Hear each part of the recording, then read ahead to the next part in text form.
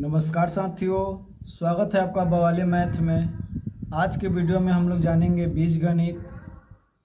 बीजगणित का परिभाषा जानेंगे। इससे जितने सारे रिलेटिव फार्मूला है वो सब बताएंगे। तो चलिए वीडियो शुरू करते हैं। तो अलजेब्रा, जिसको हिंदी में बीजगणित बोला जाता है, ठीक। अब देखिए, अब जानते हैं कि बीजगणित क्या है, ध्यान से समझिएगा। देखिए, अलजेब्रा गणित की वह शाखा है जिसमें संख्या यानी नंबर्स के साथ साथ अक्षर यानी का लेटर्स, वेरिएबल का प्रयोग किया जाता है। इन अक्षरों से ऐसे समीकरण बनाए जाते हैं जिनका हल निकालना होता है। ध्यान से समझिए। देखिए, गणित की वह शाखा है जिसमें संख्या के साथ साथ अक्षर और वेरिएबल का प्रयोग किया जाता है। वो क्या है? बीजगणित है।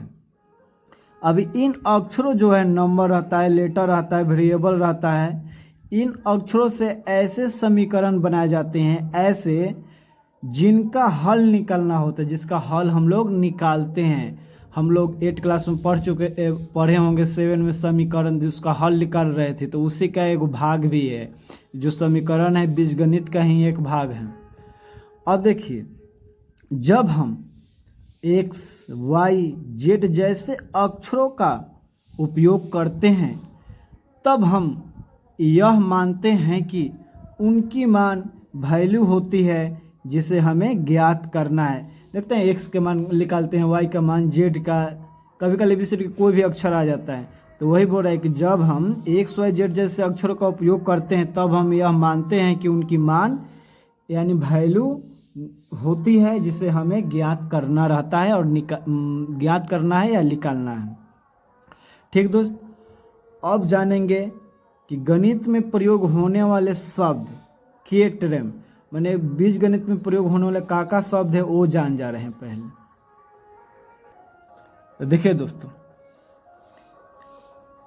देखिए शब्द, इसमें जानेंगे अर्थ, उसमें जितना यूज आता है वही जानना है। देखिए, कांस्टेंट, जिसको हिंदी में अचर बोला जाता है, क्या? अचर या क्या? स्थिरांक। यानी क्या? ध्यान से समझिएगा, यानी जिसका निश्चित संख्या होता है, जो कांस्टेंट है, जिसका मान वैल्यू बदलता वो नहीं है, एकदम फिक्स रहता है, वही क्या बोल रहे हैं हम कि निश्चित संख्या। जैसे 2, 7, -5, 3/4, ये सब जो भी है, हम यहाँ 2 बोल रहे हैं, आप लोग इसको 3 बोलिएगा, नहीं ना। इसका मान पूरा जगह, पूरा ओल्ड देश भर में पूरा 2 है तो 2 कहेंगे, 7 है तो 7 करेंगे, -5 है तो -5 है, यानी कि फिक्स है, कभी एक मान वो बदलेगा वो नहीं। तो उसी को कांस्टेंट बोलते हैं, अचर बोलते हैं। अब जानते हैं वेरिएबल, जिसको हिंदी में चर बोलते हैं। यानी अचर है एक शब्द, एक चर है। अचर, चर, अचर, चर मतलब चलना होता है, अचर मतलब नहीं चलना होता है। तब देख बोले कि चर, जिसका मान क्या? बदलता वो नहीं है, बदलने वाली संख्या जिसका मान बदलता है। अचर, जिसका मान नहीं बदलता है, तो वही वेरिएबल चर, जिसका बदलने वाली संख्या, जैसे ए, बी, एक्स, वाई, जेड, ये सब जो भी अक्षर है सबका मान बदलता है। देखते हैं, कभी समीकरण हम लोग बना रहे थे तो कभी एक्स का मान 5 आ जाएगा, तो कभी 10 आएगा, तो कभी 2/3 आएगा, कभी 4/5 मान आता है। यानी का वेरिएबल जो है, जो चर है, जिसका मान बदलते रहता है, लेकिन जो कांस्टेंट है जिसका मान बदलता वो नहीं है। अब जानेंगे कौची, चलिए अब जानेंगे कोफिशिएंट, गुणांक। यानी का गुणांक मतलब क्या होता है? वेरिएबल के साथ जुड़ी संख्या, माने वेरिएबल रहेगा, उसमें जो जुड़ा संख्या रहेगा उसी को हम लोग क्या बोलेंगे? गुणांक बोलेंगे। जैसे देखिए, जैसे 5 × 5x, तो हम बोलेंगे भैया कि x का गुणांक क्या है? तो 5 है। समझ में आ रहा है? मान लीजिए कि हम ले लेंगे जो 6, x² बोलेंगे, x² के गुणांक क्या है? तो 6 है। ठीक, समझ गए होंगे। अब जानेंगे एल्जेब्रिक एक्सप्रेशन।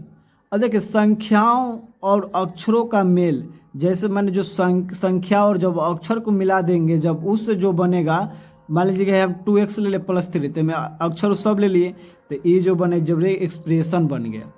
अब जानेंगे इक्वेशन, जो समीकरण। अब देखिए दो बराबर एक्सप्रेशन जिसमें वेरिएबल जैसे x + 5 बराबर 12, तो जो है बराबर लगा देते क्या हो जाता है, समीकरण हो जाता है। ठीक, अब जानेंगे कि अलजेब्रा एक्सप्रेशन के प्रकार कितने होते हैं। इसका जो होता है इक्वेशन का वेरिएबल के इसका प्रकार भी होता है। तो चलिए देखिए आगे।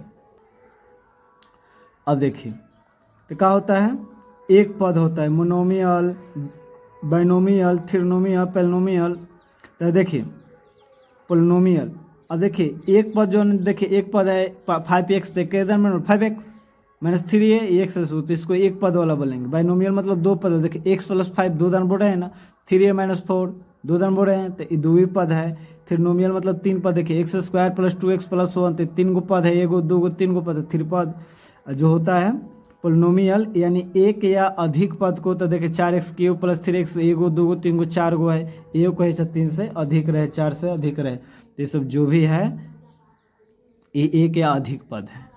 चलिए तो चलिए दोस्तों अब महत्वपूर्ण सूत्र देख ले रहे हैं। ठीक, इससे पहले एक शायरी बोल दे रहे हैं कि यार सलामत रहे वो शहर जिसमें तुम रहती हो, यार सलामत रहे वो शहर जिसमें तुम रहती हो, एक तुम्हारी खातिर मैं पूरे शहर को दुआ देता हूँ। तो चलिए दोस्तों शुरू करते हैं फार्मूला।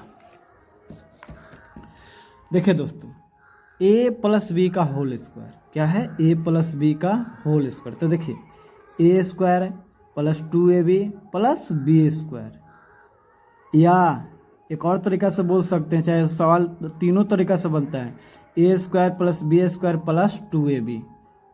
ठीक, या a - b का होल स्क्वायर + 4ab। ये हर एक एग्जाम में, हर एक कंपटीशन में ये फार्मूला पूछता है, इस पर सवाल आता है। 10th में भी यूज इसका आता है फार्मूला का, तो तीनों फार्मूला एक ही हैं। तो दोस्त पूरा अच्छा से याद करिएगा।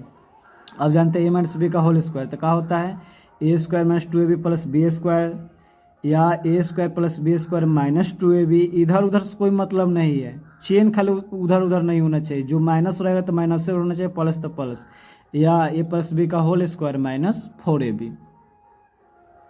अब देखिए अब जानेंगे a² + b², तो इसका भी दो फार्मूला होता है। क्या होता है, एगो a - b का होल स्क्वायर + 2ab, अगर इसमें माइनस लगाएं तो अगला फार्मूला में प्लस लगा देंगे, तो ये हो जाएगा a + b का होल स्क्वायर - 2ab। अब जानेंगे चौथा a² - b² का फार्मूला, तो क्या होता है a + b × a - b, एगो प्लस में एगो माइनस में गुना।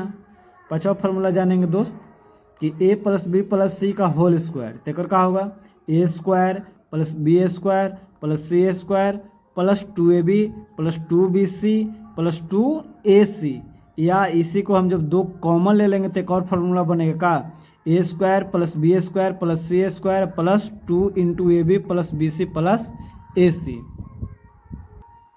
चलिए अब छठा फार्मूला जानते हैं कि a + b का होल क्यूब, क्या बोलेंगे a³ + b³ + 3a² + 3ab²। बोले ना कि इधर उधर हो सकता है, चेन खाली गड़बड़ नहीं होना चाहिए। आप a³ + 3a² + 3ab² + b³ भी ऐसे भी बोल सकते हैं, लेकिन ज़्यादा यूज ऐसा ही हम लोग करते हैं। अगला देखिए a³ + b³ + 3ab × a + b। ठीक दोस्त, अब जानेंगे a - b का होल क्यूब, तो क्या होता है a³ - b³ - 3a²b + 3ab², या a³ - b³ - 3ab × a - b। अब दोस्त आठवां फार्मूला देखते हैं कि a³ + b³ बराबर का होगा, तो a + b × a² - ab + b², या a + b का whole cube - 3ab × a + b। तो दोस्त सबसे ज़्यादा यूज आता है ये वाला फार्मूला, ये वाला सबसे ज़्यादा, ये वाला आता है, बहुत कम आता है, लेकिन सबसे ज़्यादा ये वाला यूज आता है। तो दो में ना याद करेंगे तो कम से कम एक भी तो याद कर सकते हैं। ऐसे तो याद करना है सब, जब मैथ में बादशाह बनना है, बवाल जब करना है तो सब जानना पड़ेगा। अब दोस्त जानते हैं a³ - b³ क्या आता है कि a - b × a² + ab + b²। ठीक, चलिए दोस्त अब जानते हैं हम लोग का भैया कि A cube minus B cube, तो A minus B into A square plus A B plus B square, तो ये भी बहुत जरूरी वाला फार्मूला है। ये जो दूसरा फार्मूला है ए माइनस बी का whole cube plus 3ab into A minus B, कम यूज आता है लेकिन ये दोनों ज़्यादा यूज आता है। तो हम सब फार्मूला लिख दिए। पढ़ाने का मतलब का पूरा पढ़ाइए, अच्छा से पढ़े, नहीं तो मत पढ़ाइए। चलिए अब जानेंगे 10 नंबर फार्मूला कि ए प्लस बी प्लस सी का होल क्यू। अब देखिए ए प्लस बी प्लस सी का होल क्यू, समझ गए। स्क्वायर तो देखे होंगे लेकिन क्यू नहीं देखे होंगे आप लोग। अब देखिए A cube plus B cube plus C cube plus 3 into A B into B plus C into C plus A. तो इसको सीधा याद करने का तरीका समझिएगा। बोलेंगे ए बी बी सी ए सी 3 से गुणना, ऐसे याद रखिएगा दिमाग में, आप खाली जोर बीच में लगा देना है। आगे जानिए 11 number A cube plus B cube plus C cube minus 3abc बड़ा फार्मूला। तो देखिए क्या बोलेंगे A plus B plus C into A square plus B square plus C square minus A B minus B C minus A C. या एक और formula होता है क्या, 1/2 into A plus B plus C into A minus B का whole square plus B minus C का whole square plus सी minus ए का whole square. तो इसको ऐसे याद करेंगे, कैसे कर लेंगे, ए बी का स्क्वायर बी सी का स्क्वायर सी का बीच में माइनस लगा दें, इस सब तो जोड़ है नहीं है। तो याद करना है, आपका दिमाग जैसा याद कीजिए, याद तो करना पड़ेगा। हम लोग तो एक ही फार्मूला से सब कुछ निकाल लेते हैं, एक खुद से फार्मूला बनाया हुआ हमारा है, खुद निकालते हैं हम। अब देखिए A plus B plus C बराबर 0, तो जब if A plus B plus C बराबर जब 0 रहे तो क्या हो जाता है, A cube plus B cube plus C cube बराबर 3abc हो जाता है। बीजगणित का मात्र इतना ही फार्मूला है, इससे ज़्यादा कभी आता हुआ नहीं है। इसी से तो हम लोग कितना फार्मूला बना सकते हैं। चलिए अब जानते हैं हम लोग कि जो बीजगणित का हम लोग उपयोग कहाँ कहाँ करते हैं। तो चलिए शुरू कर रहे हैं। अब देखिए बीजगणित का प्रयोग कहाँ करते हैं, उपयोग कहाँ करते हैं डेली लाइफ में। तो देखिए विज्ञान और गणित के सूत्रों में करते हैं। कहाँ कहाँ करते हैं, विज्ञान और गणित के सूत्रों में करते हैं। वस्तुओं की कीमत निकालने में भी करते हैं हम लोग। फिर देखिए एरिया और वॉल्यूम के सवालों में भी हम लोग यूज आता है इसका। फिर आता है कोडिंग, जो कंप्यूटर और इंजीनियरिंग में भी यूज आता है। फिर कैलकुलेशन, शॉर्टकट्स में, इस सब में यूज आता है। तो दोस्त आज भर के लिए इतना ही। हमें आशा है कि आप लोग का अलजेब्रा अच्छा से समझ में आ गया होगा। अगर वीडियो अच्छा लगे तो लाइक से और सब्सक्राइब जरूर करिएगा। तब तक के लिए जय हिंद, जय भारत।